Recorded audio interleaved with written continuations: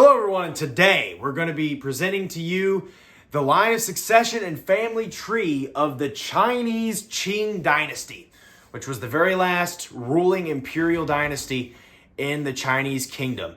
The Qing Dynasty lasted from 1644 till the abolition of the monarchy entirely in 1912. The last emperor was Emperor Puyi. So we're going to be going all the way from the first Qing emperor, Shunzhi, all the way to Puyi. Now, the Qing Dynasty was the last, like I said, the last Chinese dynasty previously, starting in the late medieval period, right after the fall of the Mongols. The Chinese kingdom had been ruled by the Ming Dynasty. Now, this was the very last Ming emperor. I put him up here because he was overthrown by the Qings. Now, Qings started off as a tribe known as the Jiaqing. They formed in modern-day Manchuria, which if you take a look at a map of China today, is the northeastern part, just above Korea, on the border between the Yalu River. Now, there was a tribe there called the Jiaqing. Now, what a lot of people probably think when I say the word tribe, they probably think of a more primitive type of people. Well, they were not. The Jiaqing were very fierce warriors, and by the time we get into the late 1500s, they were led by a guy named Nurhaci. Now, Nurhaci was born in 1559, and he was able to unite all of the Jiaqing tribes. They were part of the Mongol Empire that kind of spread out a bunch of different tribes around northern China because the Mings couldn't control all of it at once, but they did control it at that time.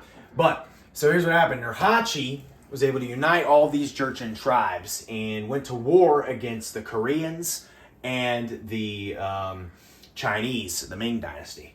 Now, he was actually able to form his own puppet state, which actually became its own independent country. It was called Later Jin, and it was founded in 1616 under Nurhaci. Now, a lot of wars took place during this time, and his eldest son, Kuyin, ended up dying in 1615 before him.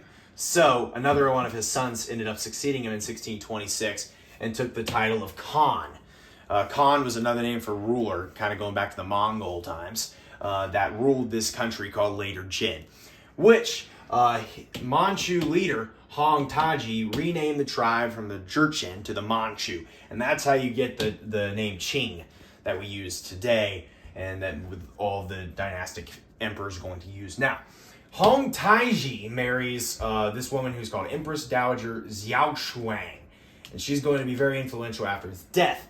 He ends up leading a rebellion into the Ming Dynasty because previously the later Jin wanted to rule separately and provided concessions to the Ming Chinese, but the Chinese Ming Dynasty wanted to put an end to this. So Hong Taiji had no other choice but to invade Beijing, and in 1644 the Manchu people capture the capital of China and overthrow the last Ming emperor, officially establishing the Qing Dynasty in China in 1644. So, Hong Taiji was succeeded by his son Shunzhi. Now, Shunzhi was only about 6 years old when he became emperor in 1644. And so, for a lot of his reign, he was advised by his mother, who was the Empress Dowager.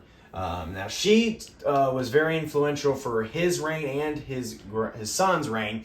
The Empress Dowager was basically the widow of the previous emperor, and most emperors had many wives and concubines and had at least 20 children each. So I didn't put all the children on here. I just put the ones that eventually became emperor because there's just so many. We can't fit it all in this video. So usually like 2 or 3 wives at the same time, but they had one main empress that served as the empress. These names were not used. They're not actually the emperor's birth names. These are the names given to the emperor to signify the era in which they reigned. So Kangxi emperor's name was not Kangxi, but that was just the name of the era in which he reigned in. So that's where you get those titles. Most Asian monarchs use this at this time. So Shunzhi ruled until 1661, and he solidified the new reforms within the Qing Dynasty, making it more efficiently governed. as opposed to the Ming Dynasty. Shunzhi was succeeded by his son Kangxi. Now, Kangxi was very influential. He ruled China between 1661 and 1722 for 61 years. He became the longest reigning emperor in Chinese history. 61 years in the throne. Now, the Chinese emperor was a little bit different from what most people in the West probably think of the Japanese emperor, how they saw him as a god. The people of China did not think of their emperor as a god, more so a heavenly son. They had the divine right to rule because they told their people that they were descended from gods, but they themselves were not. The emperor lived in a palace in Beijing known as the Forbidden City, which no citizen was allowed to enter. And they would probably get penalized and put to death if they did so. And that is where the emperor was barely ever seen by the public. But that's where all the governing and political things took place in the Forbidden City in Beijing, which existed for centuries. But Kangxi Emperor dies in 1722. After him, he's succeeded by Yongzheng. Yongzheng, and along with his son, Qianlong, extend the Chinese borders and make China the most powerful country in Asia, the most powerful since Genghis Khan's Mongol Empire. And it's actually the third largest empire in world history after the Mongols and Russian Empire. So China became the most powerful it had ever been and ever will be up to that point. And it was the largest empire on the face of the earth. So Yongzheng didn't rule too long. He ruled from 1722 to 1735. He was succeeded by his son Qianlong. Now, Qianlong ended up ruling, becoming the second longest ruling emperor in Chinese history for a total of 60 years, from 1735 to 1796. He actually ended up abdicating as the only Chinese Qing emperor to do so, which means he gave up the throne. He did this so that, in honor of his grandfather, Kangxi, would go down in history as the great emperor who ruled the longest. Now, Qianlong actually ended up becoming a way better ruler and way more prosperous than Kangxi, but he abdicated a year before, so that way Kangxi could, his name could stay in history as the longest reigning emperor in Chinese history. Now, Qianlong ended up dying in 1799, so had he lived, he would have ruled for 64 years, which would have been the longest reigning in Asian history up to that point, just being a year longer than Japanese Emperor Hirohito. So, that's Qianlong. Qianlong was succeeded by his son Jiaqing. Now, Jiaqing, I forgot to mention the Empress Dowager Chongqing.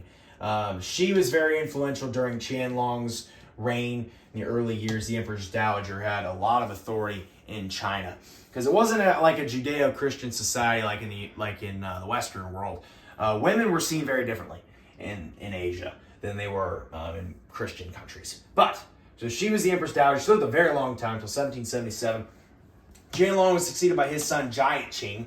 Jiaqing ended up ruling from 1796 to 1820. Jiaqing is considered one of the last great emperors of China because during his reign, it was really the last time that the Chinese Empire, was really stable. After this, it kind of goes downhill.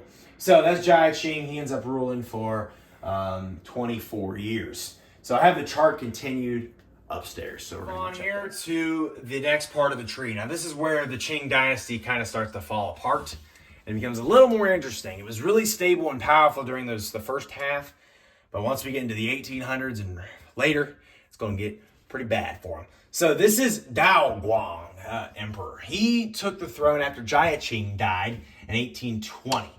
So during Daoguang's reign, a lot takes place. You have the arrival of the Europeans for the first time. Now, if you know anything about world history this time, the Europeans were coming into many foreign countries in Africa and Asia and basically pillaging them and taking them over as colonies to boost their empires and their economies.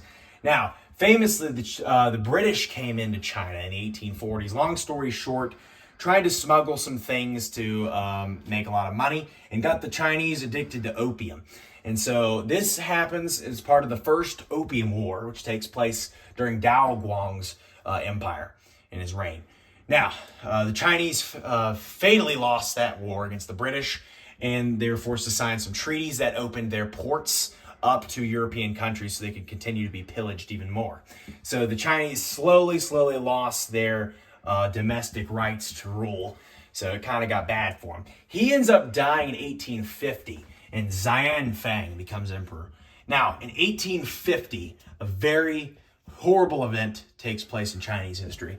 It is known as the Taiping Rebellion. This was the bloodiest civil war. It's actually the second bloodiest civil war in Chinese history. China has the bloodiest history of any country in the world. You will not change my opinion on that. The Taiping Rebellion happens during the first year of Xianfeng's reign. Throughout his entire reign, he's suffering a civil war the entire reign that he's there from 1850 to 1861. The rebellion continues to 1864. Basically, this guy comes along pretending to be the younger brother of Jesus Christ and tries to form his own kingdom within the Chinese Empire, the Kingdom of Heaven. Basically, the Chinese go to war against him, and by the end of it, it is estimated that 20 to 30 million people are killed. That is more than the entire First World War during the Taiping Rebellion in China. That was the bloodiest event in the entire 19th century. Absolutely brutal. But Xianfeng ends up dying during that conflict, and his son, his young son, who is only 4 years old at the time, Tongzhi, becomes emperor. Now, his main empress, Cixi, ends up becoming Empress Dowager after Xianfeng's death. Xianfeng only lived to be 30 years old, 29, something like that. So Dowager Cixi ends up basically ruling the entire time that Tongzhi does, because Tongzhi ends up dying at 18 years old in 1875. So Empress Dowager Cixi is ruling the entire country during Tongzhi's entire reign. Never gets to rule really on his own.